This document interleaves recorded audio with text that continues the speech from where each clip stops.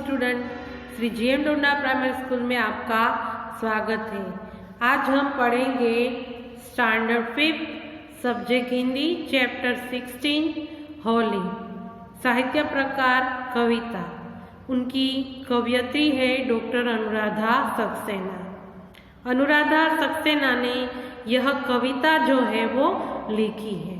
तो बच्चों, आप लोगों को मालूम है कि होली का नाम सुनते ही हम लोग खुश हो जाते हैं, पागल हो जाते हैं, क्योंकि होली का त्योहार जो है, रंगों का त्योहार, हमें बहुत अच्छा लगता है। बच्चों को ये त्योहार बहुत प्रिय है। बच्चों नहीं, बड़ों को, बूढ़ों को, सभी को ये त्योहार जो है वो प्रिय होता है। आप लोगों को मालूम है कि ये होली का त्योहार इस एक पौराणिक कथा के साथ जुड़ा हुआ है। तो मैं आपको शॉर्ट में एक कहानी सुनाती हूँ। होली के साथ एक पौराणिक कथा जुड़ी हुई है।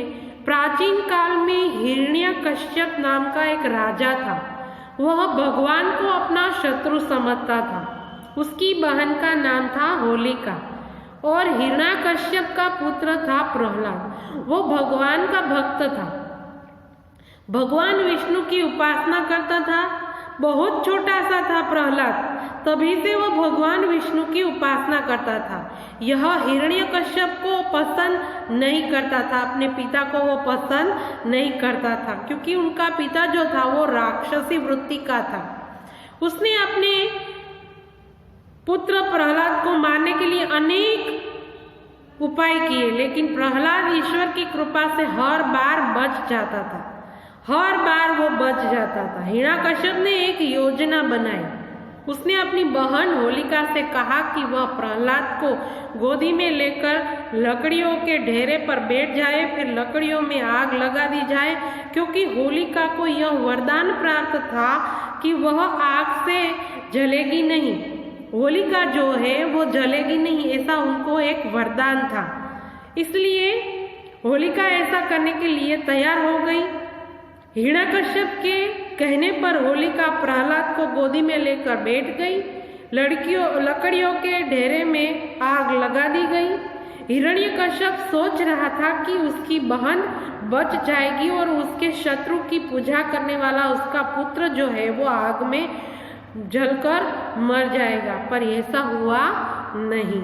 लेकिन हिरण्यकश्यप की सोच जो है वो विपरीत घटना यहाँ पे सिद्ध हुई। भगवान की कृपा से भक्त प्रहलाद बच गया और होलिका आग में जल गई। तभी से बुराइयों की अंत के लिए होलिका दहन किया जाता है। होलिका दहन हम क्यों करते हैं? क्योंकि बुराई का अंत हो, इसलिए हम होलिका दहन करते हैं। आप लोगों को मालूम है होली के और भी यहाँ पे कुछ जानकारी है, जैसे कि होली फाल्गुन मास की पूर्णिमा को मनाया जाता है। पूर्णिमा के अगले दिन प्रतिपदा को रंग खेलते हैं। मथुरा वृंदावन की होली विश्व भर में प्रसिद्ध है। बरसाने में लठमार होली खेली जाती है। लठमार होली मतलब लकड़ियों से होली खेलते हैं, एक दूसरे को लकड़ी मारकर वो होली खेलते हैं। तो वहाँ बरसाने में लठमार होली जो है वो प्रसिद्ध है। होली उत्सव एवं प्रेम का त्योहार है।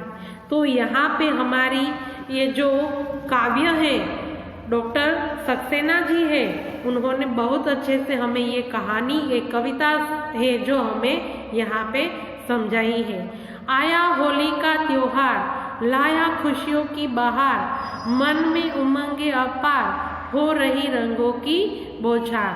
होली का त्योहार आया है, उनके साथ खुशियाँ लाया है और बहुत सारी उमंगे और बहार लेकर आया है।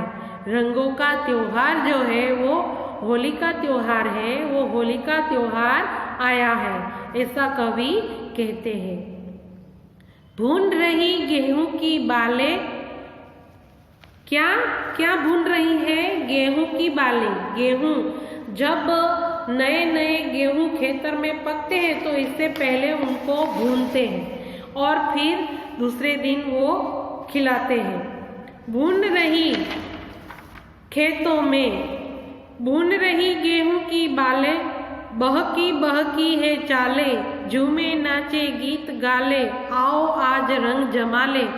भून रही है खेत में, ये जो गेहूं की बाली होती है उनको गेहूं को उबालकर भूनकर उनको खाया जाता है।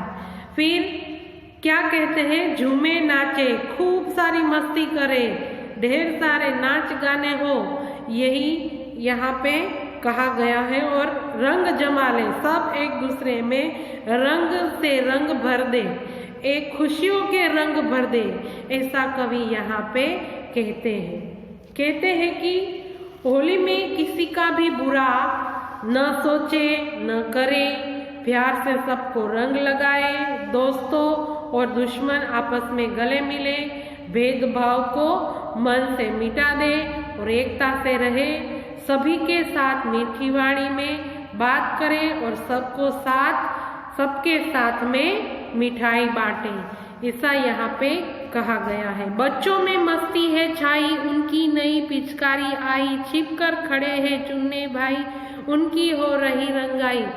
क्या करते हैं बच्चे लोग, छिप कर एक दूसरे के ऊपर रंग डालते हैं ना, छुप जाते हैं।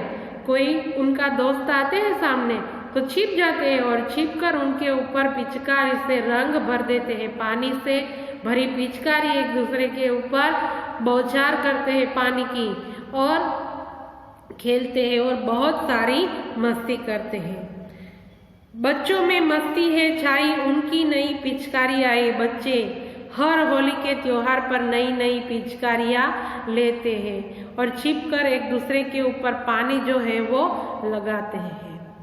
यहाँ पे कविता में आगे क्या कहा है, तो किसी का बुरा नहीं माने, प्यार के रंगों में रंग डाले, रूठे अपनों को मना ले, आओ मिलकर गुंजिया खा ले।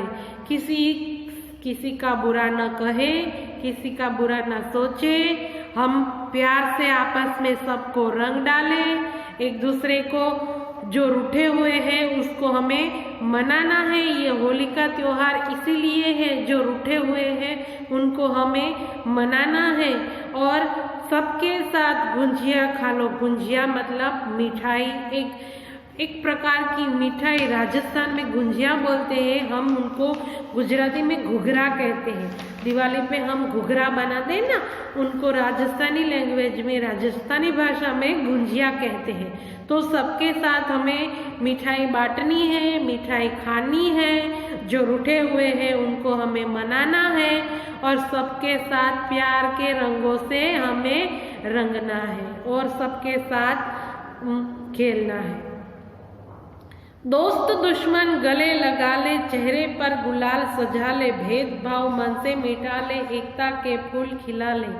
आगे की पंक्ति में कवि क्या कहते हैं, दोस्त दुश्मन चाहे कोई भी हो, हमें आपस में गले लगा लेना है, उनके साथ समझौता कर लेना है और उनके चेहरे पर गुलाल सजा ले। उनके चेहरे पर हम टीका लगाते हैं, गुलाल लगाते हैं, तो भेदभाव मन से मिटा दे। हमारे मन के अंदर जो भी भेदभाव है, मन मुटाव है, वो हमें इस त्योहार में दूर करने के लिए कवि कहते हैं। और एकता के फूल खिला ले। कैसे फूल? एकता के, एक यूनिटी बना ले, हम आपस में मिलजुल कर एकता से फूल खिला ले। एकता के फूल खिलाने हैं। कैसे फूल खिलाने हैं? एकता के, सब हम सब एक हैं, ऐसी एकता यहाँ पे दिखानी है। भेदभाव भूल जाने हैं, दुश्मन भूल जाने हैं, आपस में समझौता कर लेना है, ऐसा कवि यहाँ पे कहते हैं। आगे क्या कहते हैं? ऐसी होली सभी मना ले, मीठा बोले मीठा खा ले, आओ मिलकर होली गा ले, खुशियाँ बांटे खुशियाँ पाले। हमें सबके साथ मीठा बोलना है, मीठी वाणी बोलनी है, मीठा वर्तन, अपना वर्तन जो है वो भी हमें अच्छा रखना है। वाणी में मिठास, उसमें भी मधुरता रखनी है और मिलजुल कर गाले, खुशियाँ बांटे। मिलजुल के गीत गाले, होली के गीत जो है सुहावने, वो मिलजुल कर गा लेते हैं साथ में और खुशियाँ बांटे। ढेर सारी खुशियाँ बांटनी है हमें, और खुशियाँ पालें। एक दूसरे से खुशियाँ पानी है, एक दूसरे को खुशियाँ बांटनी है और सबको मिठाई बांटनी है। खुशियाँ रूपी मिठाई हमें सब में बांटनी है और सबके साथ खानी भी है। तो डॉक्टर अनुराधा सक्सेना ने बहुत ही अच्छा हमें यहाँ पे होलिका काव्य जो है वो हमें समझाया है। आशा करती हूँ बच्चों ये होलिका काव्य आपको समझ में आ गया होगा। तो आज के लिए इतना ही। इनकी PDF फाइल जो है वो मैं आपको भेज रही हूँ, तो आप वो टेक्स्ट बुक में और फेयर बुक में लिख के रखिए। सबको साथ में रखना है, बुक चेकिंग कभी भी आ सकती है, तो सबका कंप्लीट होना चाहिए। आपकी बुक कंप्लीट होगी तो ही आपको इंटरनल मार्क्स मिलेंगे, अदरवाइज आपको मार्क्स मिलेंगे नहीं। ये इंटरनल मार्क्स होते हैं, आपको पता है, बुक्स के कंप्लीट करने के। तो सब बच्चों को ये बुक्स जो है वो कंप्लीट कर लेनी है बारी बारी से। अब एग्जाम भी नजदीक आ रही है, ठीक है। तो आज के लिए इतना ही। नमस्ते, थैंक यू।